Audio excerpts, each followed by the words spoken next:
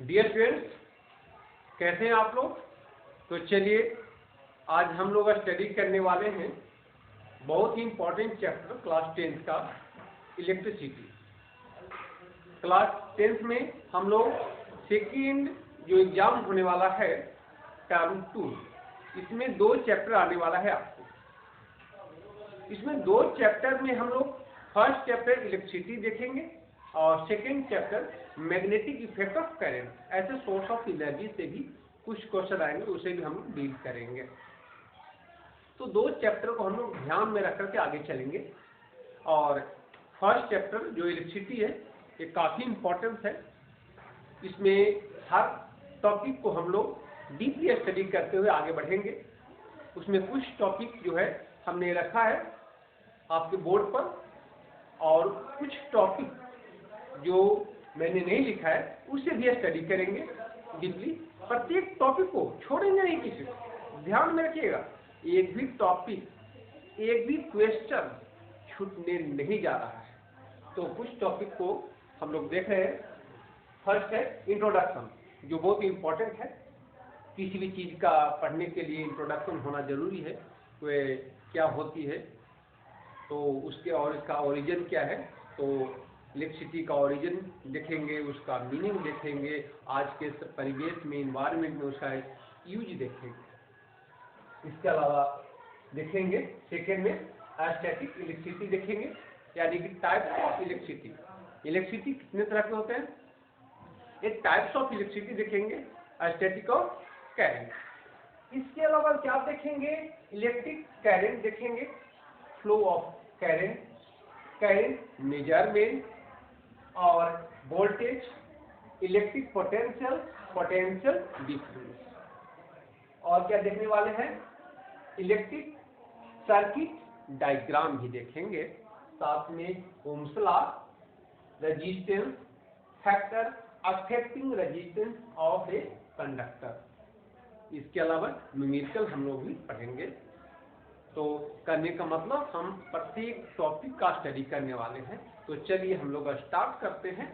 First जो topic है introduction of electricity, इसी को हम लोग देखेंगे आज के टॉपिक में। विशेष रूप से इसी पर बात करें। तो चलिए देखते हैं। अब देखेंगे ये जो इलेक्ट्रिसिटी वर्ड है ये आया कहां से है और इसके पीछे किन साइंटिस्ट का योगदान है, इसे भी देखेंगे हम लोग। अभी हम अगर इस पर सोचेंगे, थिंकिंग करेंगे, तो पता चलेगा कि वर्ड जो आया है काफी पुराना है, काफी पुराना। आज से बात करें तो 600 BC बिफोर क्राइस्ट, 600 BC पहले की बात है। एक ग्रीक फिलोसफर थे, 600 BC। ध्यान से सुनिएगा, हर एक टॉपिक पर हम लोग डिटेल से बातचीत करेंगे। एक ग्रीक फिलोसफर हुआ करते थे 600 BC पहले, यानी कि उनकी जन्म कब हुआ था, 624 में। 624 में उनका जन्म हुआ था और उनका नाम था थेस ऑफ मिलेटस।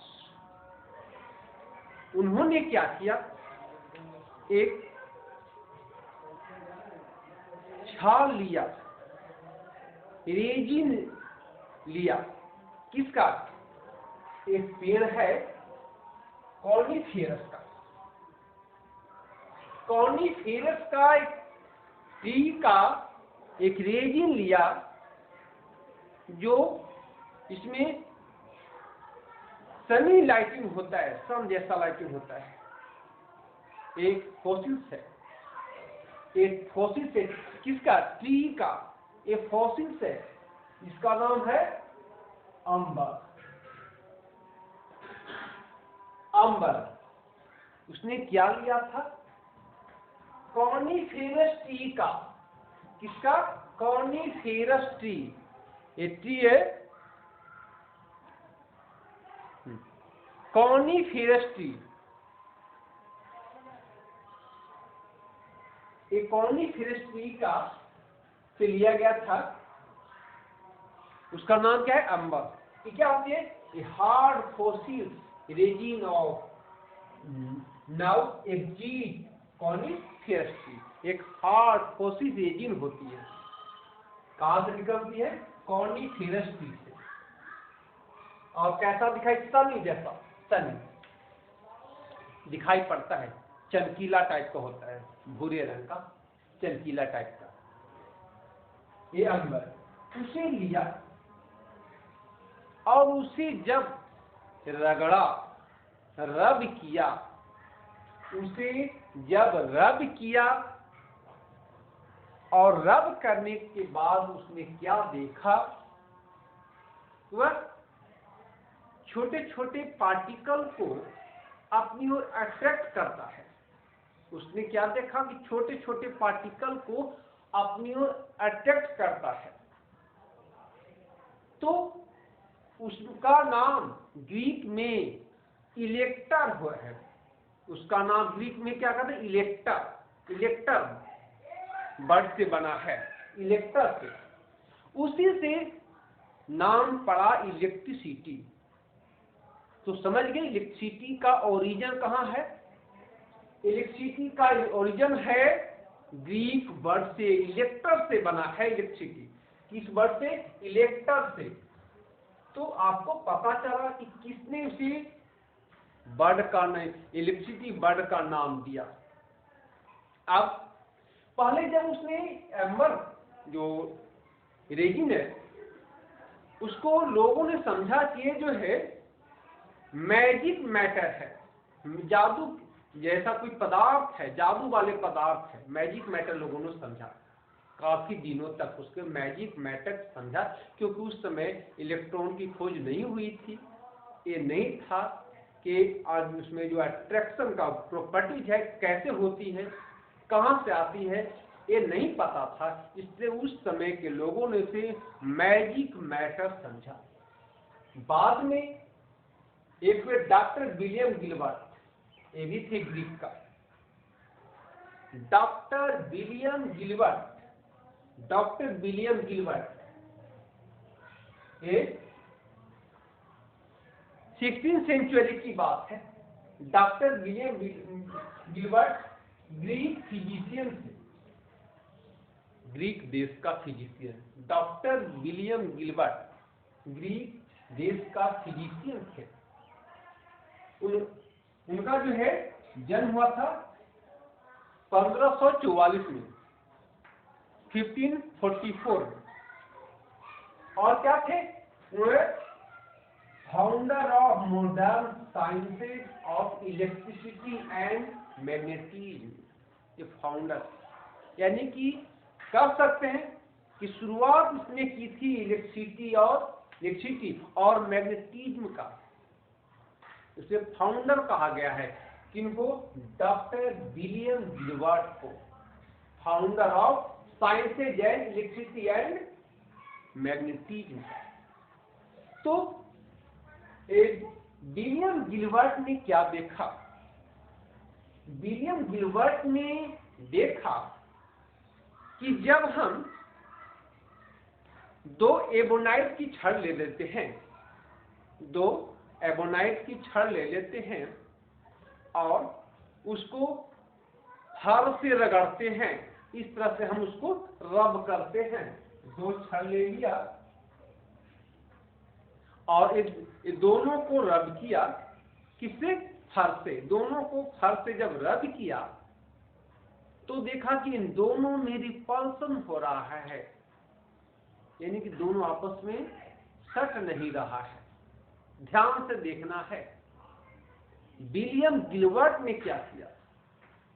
विलियम गिलबर्ट ने फर लिया और फर से दोनों को रब किया।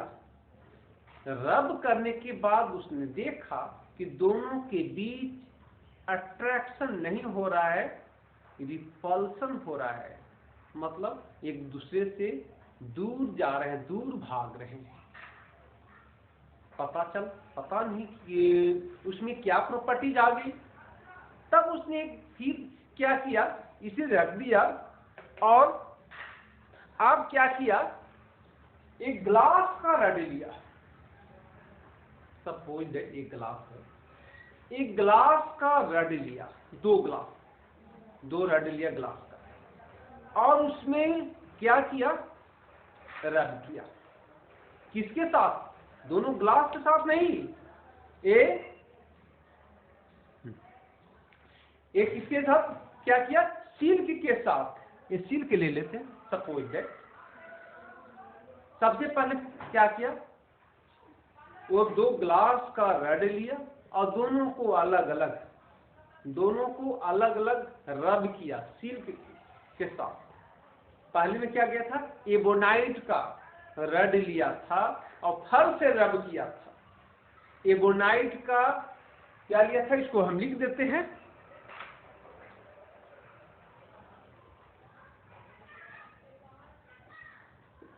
Ebonite rod. 2 एबोनाइट रड लिया और रब किया,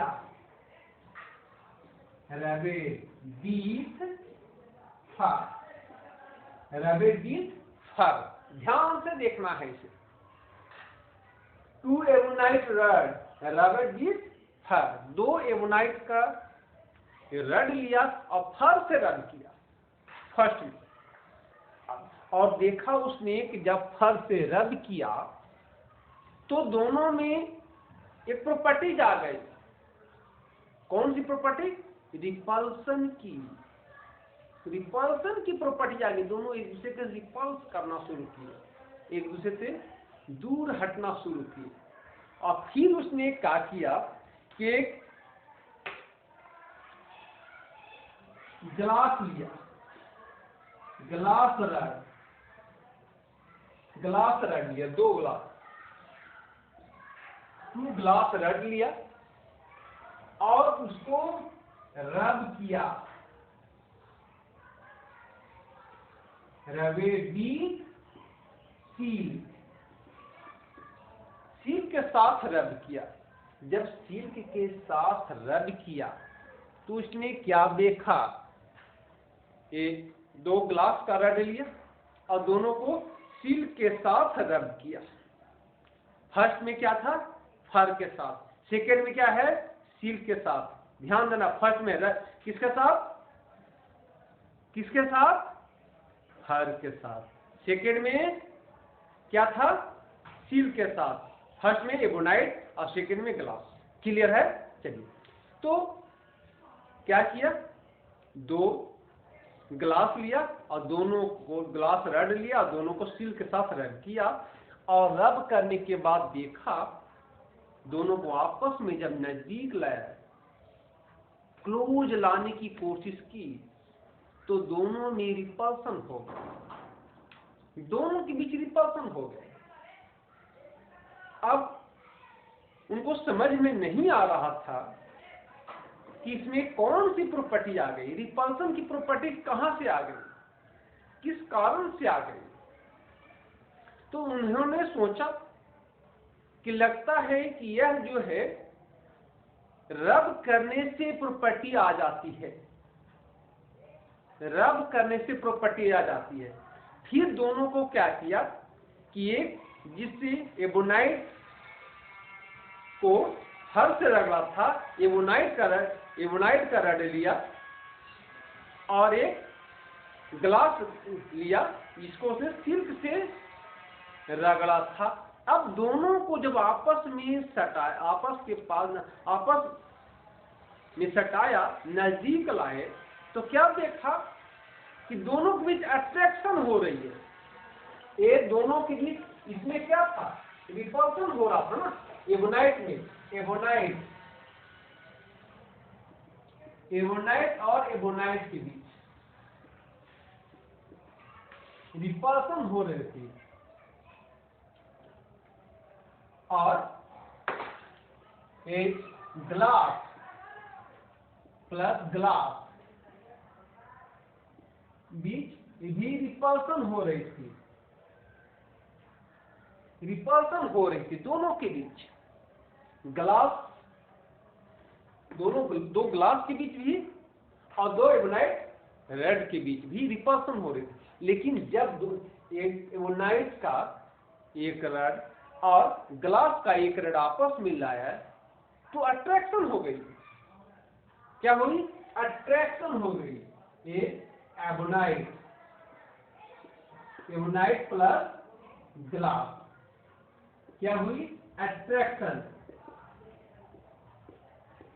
अट्रैक्शन हुई दोनों के बीच, दोनों के बीच अट्रैक्शन हुई। तो देखा कि दोनों के बीच अट्रैक्शन क्यों हुई, तो देखा उसने सोचा कि लगता है कि दोनों के बीच डिफरेंट डिफरेंट प्रॉपर्टीज आ गई। जब एबोनाइट और एबोनाइट के बीच रब किया, एबोनाइट रड को आपस में लाया गया तो रिपल्सन हो रही थी। और जब ग्लास और ग्लास के बीच आपस में लाया, दोनों को सटाया, तभी रिपल्सन। इसका मतलब दोनों के बीच एक ही तरह का प्रॉपर्टीज था, दोनों एबोनाइट के पास और दोनों रेड ग्लास के पास। लेकिन जब ग्लास और एबोनाइट को आपस में लाया गया तो अट्रैक्शन हुई। इसका मतलब दोनों के पास जो प्रॉपर्टीज थी वह डिफरेंट डिफरेंट थी, डिफरेंट डिफरेंट थी। तो उन्होंने सोचा कि जो प्रॉपर्टीज होती है वह टू टाइप्स का होती है, प्रॉपर्टीज होती है टू टाइप्स का प्रॉपर्टीज होती है। लेकिन उस प्रॉपर्टी को वो क्लियर नहीं कर पाए, उसको नाम नहीं रख पाए। इस प्रॉपर्टीज का क्या नाम रखें? ये रखे कि दो एक तरह के रिपल्सन और अट्रैक्शन की जो प्रॉपर्टीज होती है क्लियर नहीं कर पाए, इसे नाम क्या रखा जाए। बाद में एक तीसरे साइंटिस्ट की बात हम लोग करेंगे और वह है बेंजामिन फ्रैंकलिन। बेंजामिन फ्रैंकलिन 1748 की बात है, 1748 की बात है, जब उन्होंने डॉक्टर विलियम गिलबर्ट के रिसर्च को आगे बढ़ाया। डॉक्टर विलियम गिलबर्ट के रिसर्च को आगे बढ़ाया कौन? Benjamin Franklin. ये अमेरिका के थे, बेंजामिन फ्रैंकलिन ये अमेरिका के थे। जब उनके रिसर्च को आगे बढ़ाया तो उन्होंने क्या देखा, वह एक दिन क्या कर रहे थे, बारिश के समय में पतंग उड़ा रहे थे काइट को, और उसके एक काइट के पास एक चाबी की को बांध दिए थे। जब थंडर हुई तो की जो है वहां से उनके हाथ तक पहुंच गया और एक झटका सा लगा, एक झटका सा उनको महसूस हुआ। तो उन्होंने ये सोचा कि लगता है कि ये जो की है चार्ज हो गया है, इसमें कुछ प्रॉपर्टीज आ गई है, उसमें कुछ प्रॉपर्टीज आ गई है। और उस प्रॉपर्टीज को उस समय उन्हें नाम दिया था नेगेटिव चार्ज और पॉजिटिव चार्ज। ये नेगेटिव चार्ज और पॉजिटिव चार्ज, उन्होंने इस प्रॉपर्टीज को अपने नाम नहीं रखा था, अपने नाम के ऊपर नहीं रखा था। आप सोच सकते हैं कि जब उसने ये नाम रखा नेगेटिव चार्ज और पॉजिटिव चार्ज, तो अपने ऊपर रखने में क्या जाता था।